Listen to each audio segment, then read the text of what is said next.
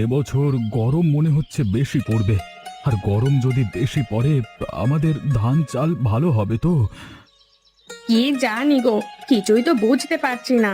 আর যদি গরম বেশি পড়ে, তারপরেও বৃষ্টি হবে বেশি। আর যদি বৃষ্টি সত্যি সত্যি বেশি হয়, তাহলে গরমে মাঠে সব কিছু জ্বলে যাবে, আর বর্ষায় সব ডুবে যাবে। যত কপাল খারাপ আমাদেরই। না গো, আমি একটা কথা ভাবছিলাম। কি কথা? আমরা যদি চাষের পাশাপাশি আর কিছু করতে পারি। আর কি করবে? আমরা তো চাষ ছাড়া আর কিছু জানি না।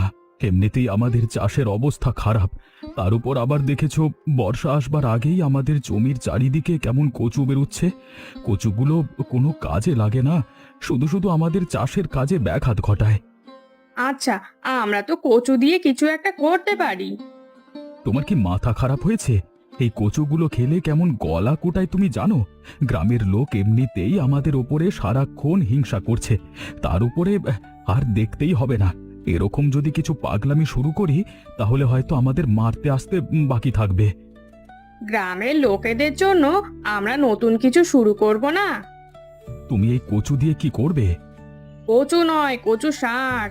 কচু শাক দিয়ে একটা ভালো রান্না করা যেতে পারে। কচু শাক দিয়ে রান্না? হ্যাঁ গো হ্যাঁ, কচু শাকের ঘন্ট। আচ্ছা, আমি তোমাকে করে খাওয়াবো। একটুখানি যদি নারকেল কোড়া পাওয়া যায়, তাহলে তুমিও হাত একেবারে চেটে পুটে খাবে। আর বিশ্বাস করো, একটুও গলা ফুটবে না। আচ্ছা ঠিক আছে, দেখা যাবে।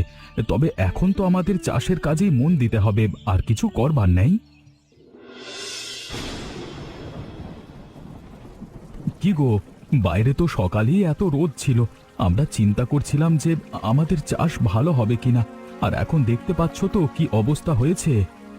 সত্যি, আমি সকালে বলেছিলাম যে যদি বর্ষাকালে এবছরে ভারী বৃষ্টি হয়, তবে সব কিছু ডুবে যাবে। কিন্তু এত তাড়াতাড়ি যে এরকম ভয়ানক বৃষ্টি শুরু হবে, তা তো ভাবতেই পারিনি গো। ওই দেখো, জল ঢোকা শুরু করেছে গো দরজা দিয়ে। তাই তো দেখছি, এখানে এই অবস্থায় থাকা যাবে না। কিন্তু আমরা আমাদের চাষবাস ছেড়ে, ঘর ছেড়ে কোথায় যাব? আর তো কোথাও যাবার জায়গা নেই। গ্রামের সব লোকেরই এই অবস্থা হবে। এবারে তো মনে হচ্ছে কিছু খেতে পাবো না, সবার চাষ নষ্ট হয়ে যাবে। তুমি চিন্তা করো না, আমার মাথায় একটা বুদ্ধি আছে। কি বুদ্ধি? কাল সকালের মধ্যে যদি বৃষ্টি না থামে, তাহলে চলো বাপের বাড়ি চলে যাই। কি বলছো কি তুমি? সেই যে বিয়ে হয়েছিল আমাদের 5 বছর আগে, তারপর থেকে তো আমরা একবারও যাইনি শ্বশুর বাড়ি।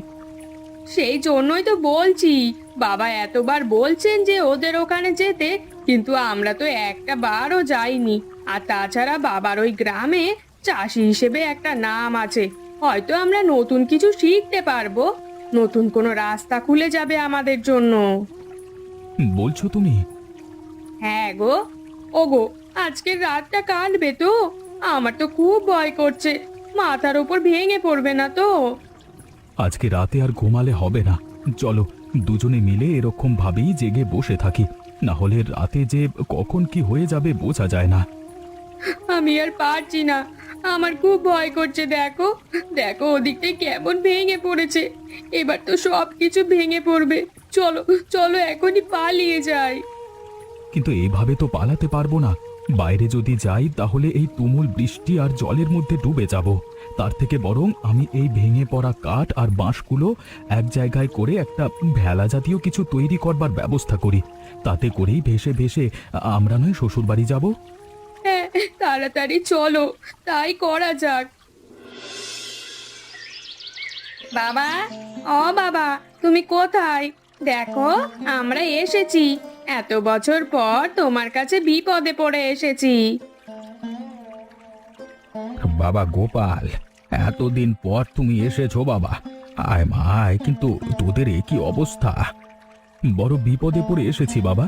আপনি অনেকবার বলেছিলেন এর আগে আসতে, কিন্তু আমাদের ওই অভাবের সংসারে আর চাষের কাজ সামলে আসতে পারিনি।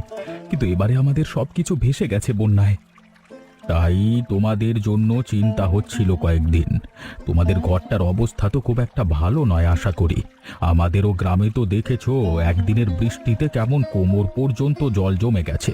তা ভালোই করেছো, আমাদের কাছে শান্তিতে থাকতে পারবে। আসলে একটা কথা বলবো? হ্যাঁ বলো না বাবা, কি বলবে?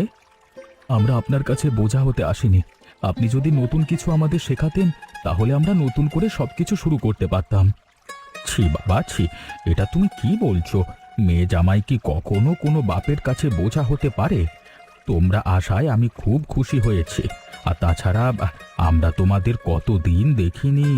আজকেই তোমার শাশুড়ি মা একটা বিশেষ রান্না করছিল, মিতালির বড় পছন্দ। আশা করি তোমারও ভালো লাগবে। এসো বাবা, তোমরা ভেতরে এসে আগে হাত মুখ ধুয়ে একটু বিশ্রাম করো। দেখো বাবা, এই জিনিস তো তোমাদের গ্রামে খাওয়ার রেওয়াজ নেই, তবে আমাদের গ্রামেও আগে খাবার রেওয়াজ ছিল না। কিন্তু গতবারের বৃষ্টিতে আমাদের সব কিছু ডুবে যাওয়ার পর তোমার শাশুড়ি মা এই বিশেষ রান্নাটি করে গ্রামের সবাইকে খাইয়েছিল অনেক দিন। তারপর থেকে এখন সবাই এই রান্নার সুনাম করে। অবশ্য ছোটবেলা থেকে মিতালি খুব ভালোবাসে এটা খেতে। নাও বাবা, খেয়ে নাও। দেখো কেমন লাগে তোমার। গরম গরম চাষের চালের ভাতের সাথে খেতে খুব ভালো লাগে। চাষের চাল বললেই শুধু মনে পড়ে যায় এক রাতের বৃষ্টিতে কেমন আমাদের জমানো সব চাল ভেসে গেল। সত্যি এখনো বিশ্বাস করতে পারছি না। হ্যাঁ, তোমাদের ওদিকে তো বৃষ্টিটা এরকম হয় না, কিন্তু আমাদের এদিকে তো প্রতি বছরই প্রায় বর্ষা হয়। তবে এদিকে আমাদের ওদিকের তুলনায় কম বৃষ্টি হচ্ছে। ওদিকের মানুষগুলোর কি হচ্ছে কে জানে। আরে এটাই কি কচু শাক রান্না নাকি? মিতালি অবশ্য বলছিল এটার কথা সেদিন দুপুরে। আমি তো কোনোদিন এমন সুন্দর রান্না খাইনি। তাহলে দেখেছো তো, এমন রান্না কিন্তু তুমি অন্য কোথাও পাবে না। আসলে মিতালি আমাকে বলেছিল যে আমাদের যদি এই বছর চাষ খারাপ হয়, তাহলে ও আমাদের চারপাশে যে কচু বন হয় সেগুলোকে এক জায়গায় করে তুলে রান্না করে খাওয়াবে। তাহলে তো সমাধান হয়েই গেল। এখন দেখেছো তো কেমন স্বাদ হয়। খুব সুন্দর, খুব সুন্দর। আমার তো মন ভরে গেছে। বেটা, তুই কি ভেবেছিলিস ওই গ্রাম থেকে পালিয়ে এসে এখানে আনন্দ করে শ্বশুর বাড়ি বসে ভুরি ভোজ খাবি? হ্যাঁ, আমার নাম নিতাই। তোরা জানিস না যে আমি তোদের কি করতে পারি। তোদের পেছন পেছন যে আমিও এখানে এসে হাজির হয়েছি সেটা তোরা বুঝতে পারিসনি, তবে বুঝিয়ে দেব খুব তাড়াতাড়ি তোদেরকে। এই আনন্দ করে কচু শাক খাওয়া আমি বার করব। এই খাবার তোদের পেটে হজম হবে না, আমি সেই ব্যবস্থা করে তবে ছাড়বো। হ্যাঁ, তোমরা তোমরা তো এই গ্রামে ভালোই আছো। তোমাদের পকেটেও পয়সা নেই, পেটেও খাবার নেই, আর মাথাতেও বুদ্ধি নেই। আছো কি করে বেঁচে তোমরা? হ্যাঁ, অবশ্য এইভাবে আছো বলেই বাইরের গ্রাম থেকে একজন এসে তোমাদের মাথা মুড়িয়ে ঘোল ঢালতে পারছে। কি বলছিস কি তুই নিতাই? ছিলিস তো ভালো নিজের গ্রামে, হঠাৎ আবার এখানে এসে জুটেছিস কেন? আমি কেন এসে জুটেছি সেটা কৈফিয়ত না নিয়ে গোপাল কেন এসেছে এত বছর পরে শ্বশুর বাড়িতে উঠেছে তার খবর রেখেছো তোমরা? কেন, সবাই জানে যে তোদের গ্রামে বন্যা হয়ে সব ডুবে গেছে, ওদের বাড়ি ভেঙে গেছে, তাই শ্বশুর বাড়িতে এসেছে।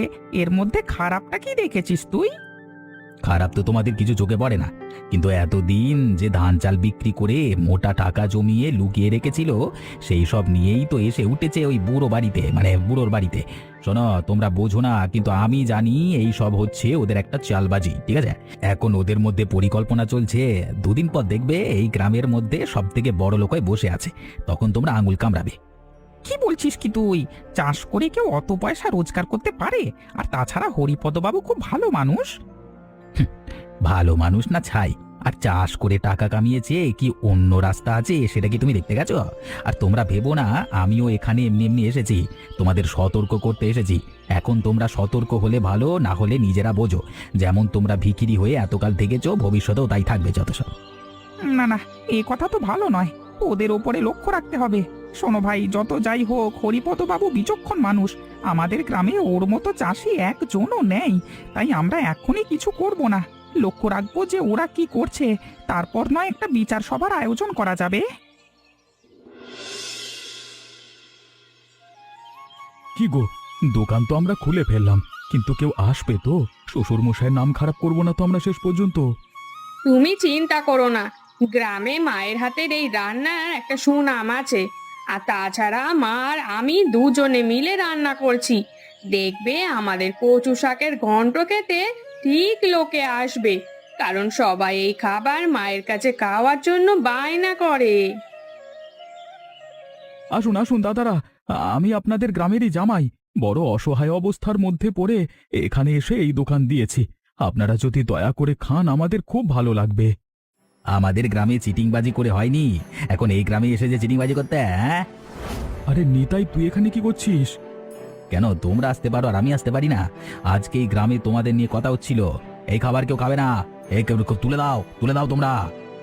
সে কি, খাবার তুলে দেব কেন? তুই আমাদের পেছনে এরকম ভাবে লেগেছিস কেন? হ্যাঁ, দেখো, আমরা ভালো করে জানি তোমরা যে ধরনের মানুষ, এখানে এমনি এমনি আসোনি, এসেছো নিজেদের স্বার্থ নিয়ে। তাই আমি কিছু করিনি। এই চারিদিকে তাকিয়ে দেখতে পাচ্ছ তো, এই লোকজন এখানে এসেছে তোমাদের দোকান বন্ধ করে দিতে। আজকেই তোমাদের দোকানের শুরু, আর আজকেই যেন শেষ দিন হয়, কথাটা মনে রেখো। চললাম বস, এই চলেছো তোমরা। সোমা, অনেকদিন তো আমরা এইভাবে দেখাশোনা করছি লুকিয়ে চুরিয়ে, কিন্তু এভাবে আর কতদিন করব? আমি ভাবছি এবারে বাবাকে বিয়ের কথা বলবো। হ্যাঁ, কি হলো, তুমি কথা বলছো না কেন? এরকম মুখ করে রেখেছো কেন? হ্যাঁ, তো কি করব শুনি? তুমি কোন ইচ্ছায় আমাকে ভালোবাসার কথা বলো? শুধু টাকা থাকলেই তো আর বিয়ে করে আমাকে খুশি রাখতে পারবে না। তার মানে? তুমি মানুষের ভালো থাকার গুরুত্ব বোঝো? ভালো মানুষের গুরুত্ব যেদিন বুঝতে শিখবে, সেদিন তুমি আমাকে বিয়ের কথা বলবে, তার আগে নয়। কিন্তু কেন, কি হয়েছে? হঠাৎ করে তুমি এরকম পাগলের মতো কথা বলছো কেন? আমার কথা তো পাগলের মতো মনে হবে তোমার। কেন, তুমি জানো না যে আমাদের বাড়িতে এত বছর পর দিদি জামাইবাবু এসেছে? হ্যাঁ, সেটা তো জানি, কিন্তু তার সাথে আমাদের বিয়ের কি সম্পর্ক? তাদের সবকিছু বন্যায় ভেসে গেছে। এখানে এসে তারা নতুন ব্যবসা শুরু করেছে, কিন্তু একজন শয়তান ওই গ্রাম থেকে এসে এখানে সমস্ত গ্রামবাসীদের মিথ্যে বুঝিয়ে তাদের ওই সততার ব্যবসা নষ্ট করে দিয়েছে। মায়ের এত ভালোবাসার রান্নাকে এই গ্রামের মানুষের কাছে বিষিয়ে তুলেছে। তুমি যদি এর কোনো প্রতিকার করতে না পারো, তাহলে আমার পক্ষে তোমাকে বিয়ে করা সম্ভব নয়। কি বলছো কি তুমি? হ্যাঁ, আমি ঠিক কথাই বলছি। তুমি বলো যে তোমার বাবার অবর্তমানে তুমি এই গ্রামের প্রধান হবে, কিন্তু প্রধান হয়ে তুমি কি তোমার দায়িত্ব পালন করবে? তুমি যদি যে কোনো ভাবে এই সমস্যার সমাধান করতে পারো, তাহলেই তুমি আমার সাথে কথা বলবে, না হলে তোমার সাথে আমার আর কোনো দিন দেখা হবে না, কথাটা জেনে রাখো। আর তুমি যদি মনে রাখতে না পারো, তাহলে আমি তোমার বাবাকে নিজে গিয়ে বলবো। এখন আমি চললাম, তুমি কি করবে সেটা তুমি ভেবে নিও, আমার আর কিছু বলার নেই। তোর সাথে আমার কিছু কথা ছিল প্রতীক। কি কথা বাবা? দেখ, আমি বুড়ো হচ্ছি, এবারে তো তোকে সব দায়িত্ব নিতে হবে। আমি এতদিন যেভাবে সততার সাথে এই গ্রাম পরিচালনা করেছি, তোকেও কিন্তু সেইভাবেই গ্রাম পরিচালনা করতে হবে। বাবা, তার আগে আমি তোমাকে কিছু কথা বলতে চাই। কি বলবি তুই? কিছু হয়েছে নাকি? তোকে তো কোনোদিন এরকম গম্ভীর দেখি না। বাবা, আমি হরিপদ বাবুর মেয়ে সোমাকে বিয়ে করতে চাই। আমরা পরস্পরকে অনেকদিন ধরেই ভালোবাসি। সে তো খুব ভালো কথা। তোদের দুজনেরই বিয়ের বয়স হয়েছে, আর সোমার বাবা এই গ্রামের সম্মানীয় ব্যক্তি, আর সে নিজেও মেয়ে হিসেবে খুব ভালো। আমার কোনো আপত্তি নেই। আমি হরিপদ বাবুর সাথে কথা বলে তোদের বিয়ের বিষয়ে সিদ্ধান্ত নেব, কিন্তু তার জন্য এরকম মুখ গোমরা করে বসে থাকবার কি আছে? কথাটা হচ্ছে বাবা, সোমা আমাকে বিয়ে করবার জন্য একটা শর্ত দিয়েছে। তোকে শর্ত দিয়েছে? কি শর্ত? নিতাই নামের একটা শয়তান ওদের দিদিদের গ্রাম থেকে এসে ওর মায়ের বানানো কচু শাকের ঘন্ট নিয়ে ওর দিদিরা যে ব্যবসা শুরু করেছিল সেটা বন্ধ করে দিয়েছে। কথাটা আমার কানে এসেছে অবশ্য, কিন্তু পুরো ব্যাপারটা জানি না। আসলে ওর দিদিদের সবকিছু ভেসে গেছে, আর ওই নিতাইটা হচ্ছে 1 নম্বরের গুজববাজ লোক। ওর কথায় বিশ্বাস করে আমাদের গ্রামের লোকেরা এখন ওদেরকে অপমান করছে।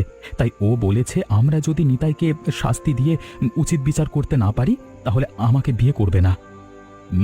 বুদ্ধিমানের মতো কথাই বলেছে সোমা, কিন্তু এখন ওর দিদিরা কি চায় সেটা বলো। ওরা ভয় পায়নি নিতাইয়ের হুমকিতে। ওরা আবার দোকান দেবে কালকে, কিন্তু আমাদের গ্রামের লোকজন যেভাবে ভরকে আছে, তাতে ওদের দোকানের যদি কোনো ক্ষতি করে দেয়, তাহলে তো আমাদের সম্পর্কটাই ভেঙে যাবে সারা জীবনের জন্য। আমি কোনো দিন মুখ দেখাতে পারবো না বাবা। ঠিক আছে, তুই কোনো চিন্তা করিস না, আমি পুরো ব্যাপারটা দেখছি। কি হলো, তোমাদের লজ্জা নেই? আবার দোকান দিয়েছো? হ্যাঁ, নিজেদের গ্রামে অত পয়সা রোজগার করে এখন ধান্দা বুঝে নিজের গ্রামের মানুষের পাশে না দাঁড়িয়ে সেই টাকা শ্বশুরের হাতে তুলে দিয়ে বদলে নতুন ব্যবসা খোলা হয়েছে আমাদের গ্রামের মানুষদেরকে উজবুক বানানোর জন্য, কি হ্যাঁ? কি বলছিস কি তুই নিতাই? তুই ভালো করেই জানিস যে আমরা আমাদের গ্রামে কত অসহায় অবস্থার মধ্যে ছিলাম। আমাদের চাষ ভালো না হলে আমি কতবার গ্রামের লোকেদের কাছে সাহায্য চাইতে গেছি, কিন্তু কেউ সাহায্য করেনি। আর তাছাড়া আমাদের এখানে চলে আসা ছাড়া কোনো উপায় ছিল না, কারণ সবার ঘর ভেসে গেলেও আমাদের ঘর একেবারে ভেঙে ধূলিসাৎ হয়ে গিয়েছিল। থাক, তোমাকে আর কাঁদনি গাইতে হবে না। তোমরা শোনো, আমি এই লোকটাকে খুব ভালো করে চিনি। 1 নম্বরের স্বার্থবাজ লোক। আমাদের ওখানে চিটিংবাজি করে লোকের টাকা মেরেছে, এখন তোমাদের কাছে এসেছে নিজেদের শাশুড়ি রান্নার নাম ভাঙিয়ে বড় লোক হবে বলে যত সব। তুই যা বলছিস তার প্রমাণ আছে তোর কাছে নিতাই। বাবু, আপনি আবার এইসব ছোটখাটো বিষয়ের মধ্যে কেন এলেন? কারণ আমি না আসলে তুই আমাদের গ্রামের এই হদ্দ বোকা লোকগুলোকে নিজের মতো করে বুঝিয়ে যাচ্ছিস, তাই? না বাবু, সত্যি কথা, বদমাইশ লোক, বদমাইশ। আর আমার কাছে খবর আছে যে তুই লোকের নামে গুজব ছড়াতে ভালোবাসিস। লোকের ভালো তোর সহ্য হয় না। আমাদের গ্রামে এসেছিস তুই কার অনুমতি নিয়ে? এই মুহূর্তে তুই আমার গ্রাম থেকে বেরিয়ে যা। আর যদি তুই এখানে থাকিস তাহলে আমি আমার লোক ডেকে তোর পিঠের চামড়াখানা তুলে নেব। আর তোমরা সবাই শুনে রাখো, এই মিথ্যাবাদী নিতাইয়ের কথা যে বিশ্বাস করবে তাকেও আমি গ্রাম থেকে তাড়িয়ে দেব। তুই যাবি নাকি আমি তোকে মেরে তাড়াবো? হ্যাঁ, যাচ্ছি বাবু। এখান থেকে দূর হয়ে যা, আর কোনো দিন তুই এদিকে আসবি না। শোনো গোপাল, মিতালি, তোমাদের বাবাকে বলো আমি কালকে তোমাদের বাড়িতে যাব একটু বিশেষ দরকারে। দুপুরে তোমাদের সাথে একটু আলোচনা আছে। হরিপদবাবু, আপনি এবং আমি এই গ্রামের দুজন সবথেকে সম্মানীয় ব্যক্তি, আর সেই জন্যই আমার একটা প্রস্তাব আছে আপনার কাছে। কি যে বলছেন বাবু, আমি একজন সামান্য কৃষক, আর আপনি হচ্ছেন এই গ্রামের প্রধান। তাতে কি হয়েছে? এমন সুন্দর কচু শাকের ঘন্ট খেতে খেতে সামাজিক অবস্থান আর মনে থাকে না, আর মনে রাখতেও হবে না সেসব কথা। কারণ আমার ছেলে এবং আপনার ছোট মেয়ে পরস্পরকে ভালোবাসে, তাই আমি আপনার কাছে তাদের বিবাহের কথা বলতে এসেছি।